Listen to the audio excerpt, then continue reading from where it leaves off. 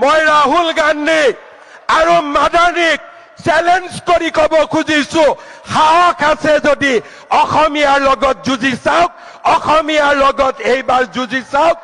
অসমীয়া জাগিছে আৰু এই জাতিটোক আজি ৰাতিপুৱাও আমাৰ জমিয়ত উলেমা হিন্দৰ মাদানী চাহাবে মোক ধমকি দিছে। কেইদিনমান আগতে অসমলৈ আহি ৰাহুল গান্ধীয়ে মোক ধমকি দিছে।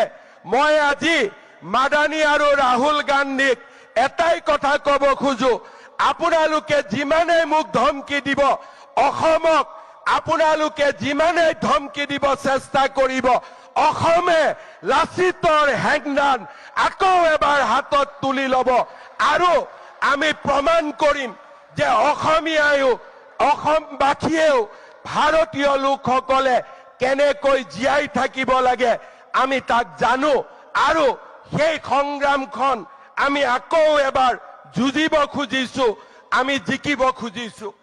আমাৰ এটাই কথা, চিনাকি মানুহক আমি বসুন্ধৰাৰ জৰিয়তে মাতি দিম, চিনাকি মানুহক আমি বসুন্ধৰাৰ জৰিয়তে মাতি দিম আৰু অচিনাকি মানুহৰ পৰা এক টুকুৰ মাটি কাঢ়ি ননালৈকে আমি ক্ষান্ত হৈ বহি নাথাকিম। চিনাকিক মাতি দিম, অচিনাকি মানুহৰ পৰা এক টুকুৰা মাটি কাঢ়ি নানালৈকেও আমি ক্ষান্ত হৈ বহি নাথাকিম। মই ৰাহুল গান্ধী আৰু মাদানীক চ্যালেঞ্জ কৰি কব খুজিছো, সাহস আছে যদি অসমীয়াৰ লগত যুঁজি চাওক, অসমীয়াৰ লগত এইবাৰ যুঁজি চাওক। অসমীয়া জাগিছে আৰু এই জাতিটোক আপোনালোকে এতিয়া ধৰি ৰাখিব নোৱাৰে।